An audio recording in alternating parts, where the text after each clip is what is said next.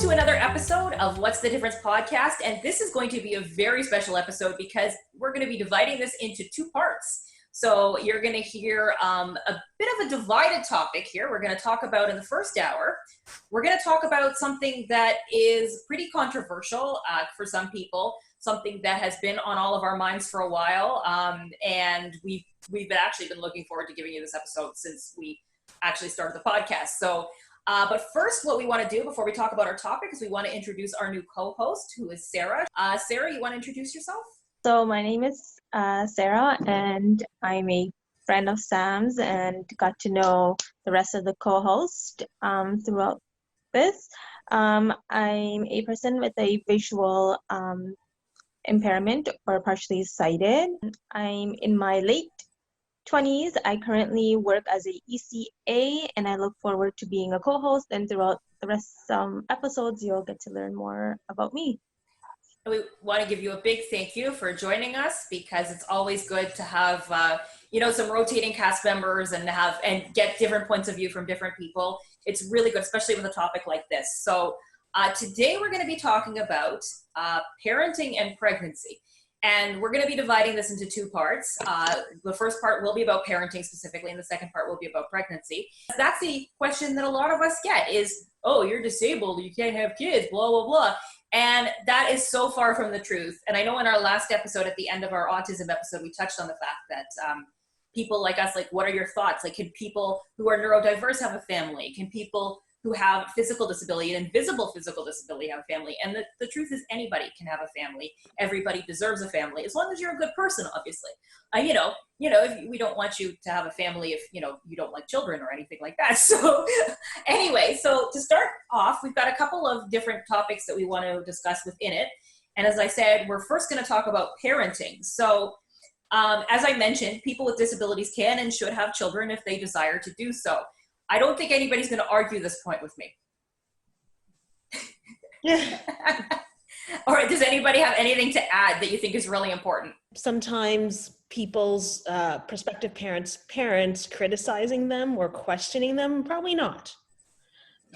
Yeah, and I think it's just difficult because, you'll get you should just be happy that you're alive or something like that, or you should just be happy that you have a good life, that you have a nice home, or you're married or something like that.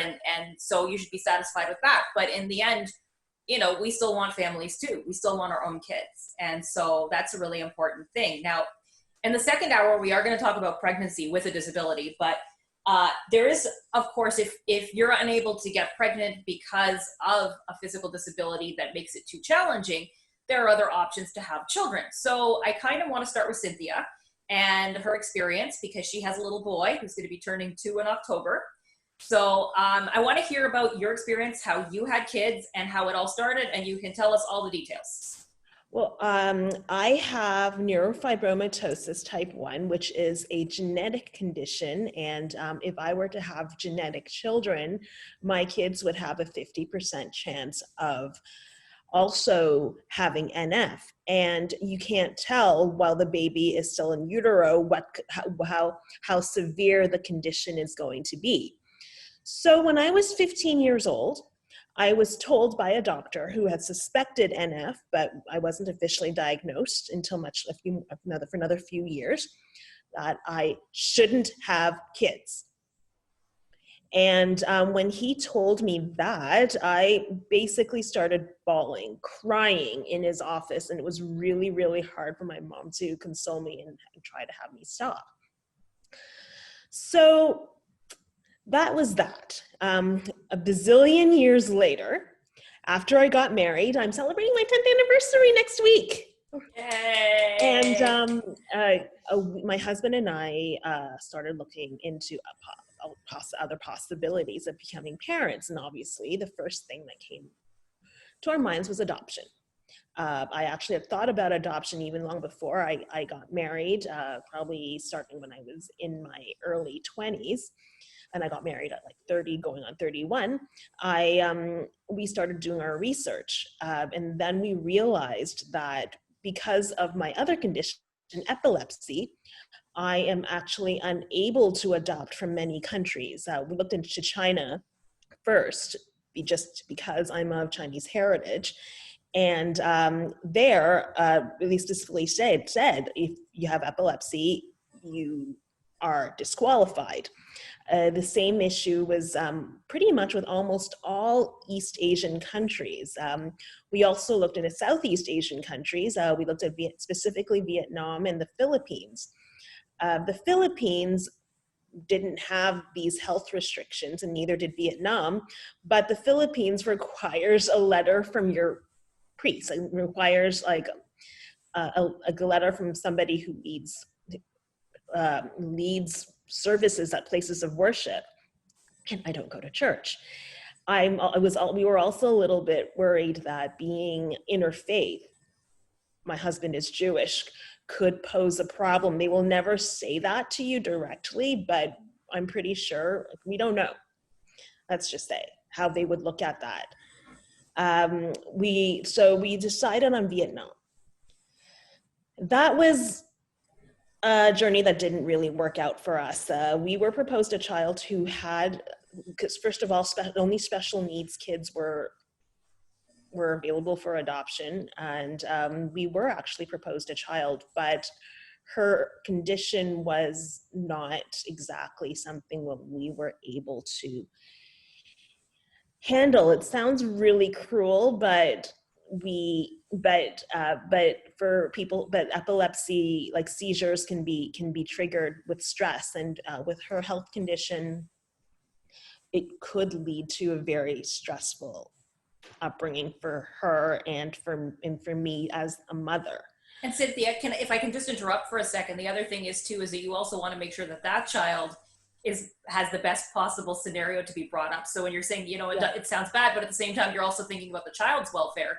Mm-hmm. The child needs a parent who is like fully able to be there and be on call. When you need your sleep, you need to look out for yourself. So anybody who says, that doesn't sound good, well, you kind of have to think about what's also best for the child. Exactly. And people are also asking me why we weren't considering other countries, but it's a long story. We're just worried a little bit about bias coming not from the quote unquote mainstream community, because it's easier sometimes, I feel, to for them to accept it, but within my heritage, who for some weird reason they tend to be a little bit more old-fashioned, and I'm generalizing here, very strong biases. It's not just family though. So in 2016, I saw an article in a national newspaper, about surrogacy. And I was like, whoa, okay, maybe we should look into that. We started looking into fertility clinics and egg donation, since I'm unable to use my own eggs. And we were told that it would be very difficult to find an East Asian egg donor, because there was a lot of pressure from these ladies' families not to, quote unquote, spread their genes to strangers.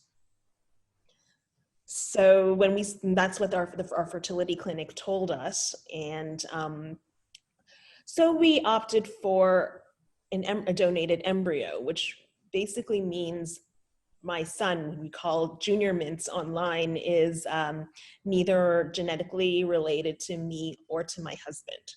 After 4 transfers with our surrogate, we finally had our little boy. Hey. And the one thing is that surrogacy is becoming more and more of a common option for people to have children if they can't carry themselves, or if they're concerned about passing their genetics on.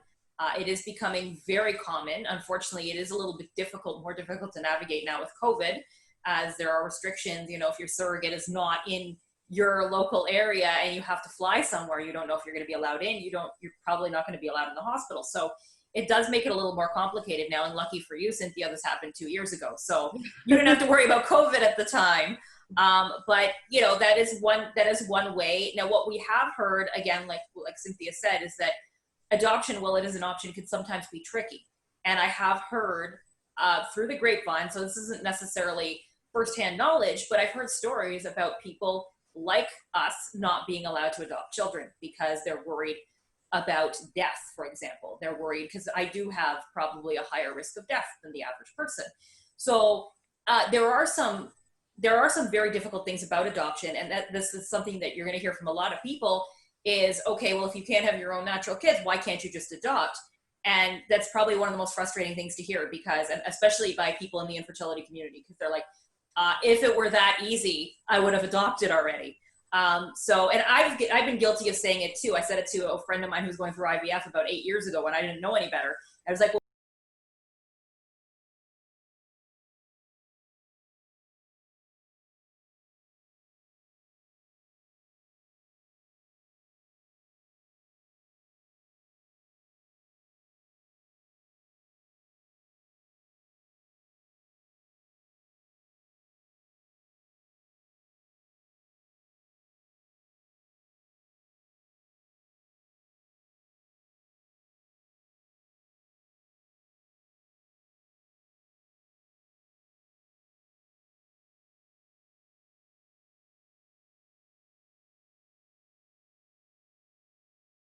No problem. Thank you for having me. yes. And so an interesting thing is also cultural expectations from people's families around having children and disability, and sometimes being stigmatized for that reason. So I know personally with me, that hasn't been a huge issue because with my parents, I mean, I come from a Jewish background. So I'm kind of the opposite of Cynthia. So I come from a Jewish background and my husband's Chinese. So we're kind of like a mirror image here. And the thing is that with my parents, it has always been, your health comes first. We don't care if we ever have grandchildren. And even, it's interesting, Dennis's family has been that way too, because they know that my health isn't great. And they're like, you know, whatever makes you happy, if you don't have kids, that's fine. We just want you to be healthy and happy. And we're happy that Dennis is married. So, you know, it's really nice that I get that support from my in-laws as well. But I know for some people it can be difficult. So I'd like to hear from you guys kind of, you know, what is going on in like your cultural communities when you're like, oh, well, I can't necessarily have kids the normal way, or I don't know if I can have kids, or I don't know if I want kids, or something like that. So take it away.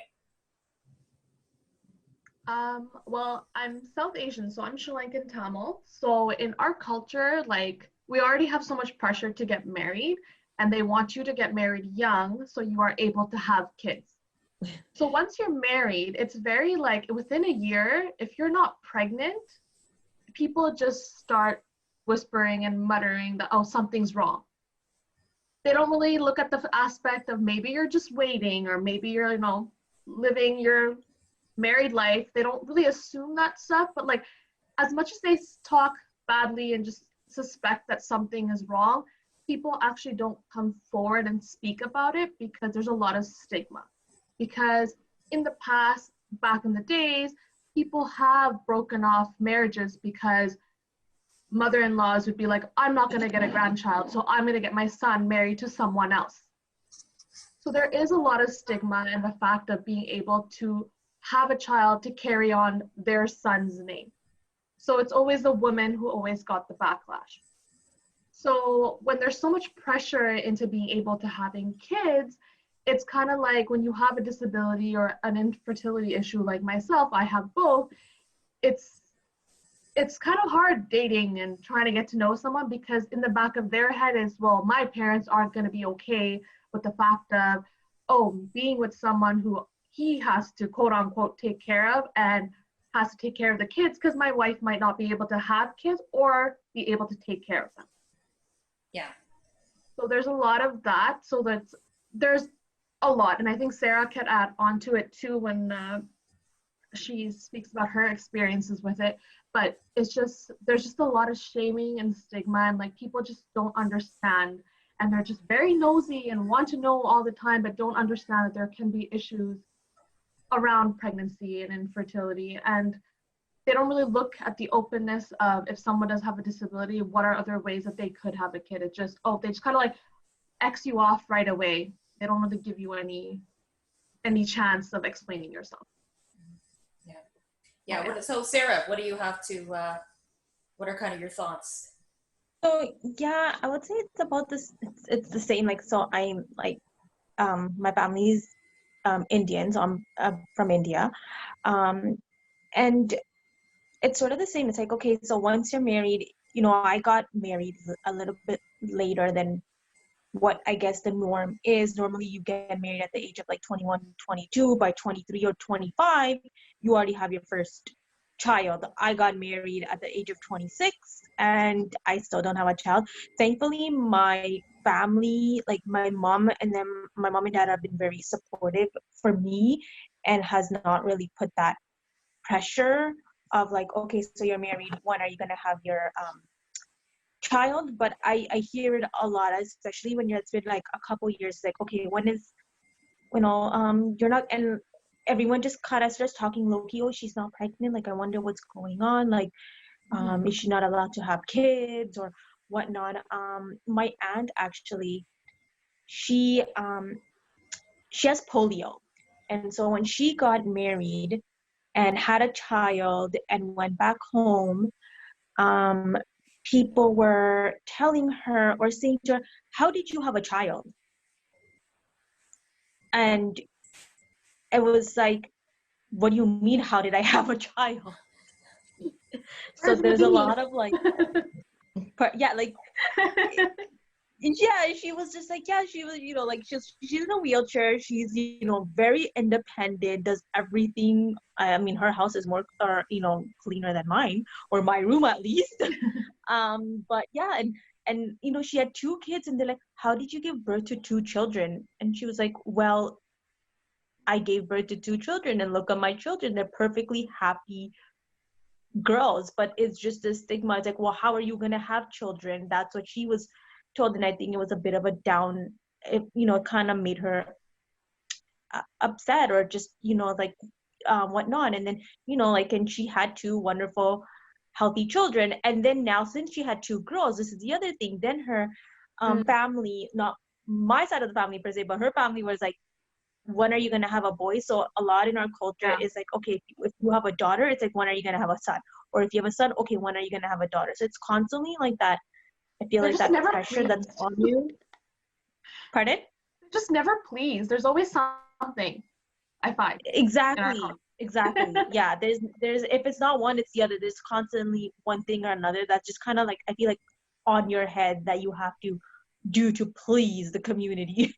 And you know what? And I think that Cynthia could probably relate to this a bit, because when we were at my brother-in-law's Chinese wedding, and they got married 2.5 years after we did.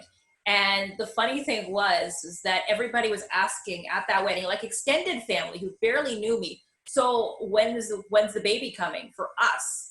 And it was just like, why do you care? You see me once a year. You say hi to me. Why do you care if I'm pregnant or having a kid? Like, what does it matter to you? Complications happen at the last minute, and you have to have a C-section. Like, even my aunt, she was hoping, and they said, yes, you could potentially have, a natural birth, but then she was in labor and things had to change, and she ended up having to have a C-section. But it doesn't, to me, in terms of just childbirth, it doesn't, I feel like it's not really a matter if you have a physical disability or not, because complications and things happen, and you have to do what's best for you and the child at that time and take everything into consideration. Yeah, it's not about strength. It's not at all about strength. It's about what's best for you, what's best for the baby, and all that. And people are just, oh, you're not strong enough, or oh, you just can't do this, or oh, you're just too weak and you don't want to give birth. And it's just, I think people with disabilities are actually stronger because we're used to pain. We know what it feels like. So it's like, what's a little bit more pain? Yeah, it might be the worst pain we've ever had in our life, but who cares?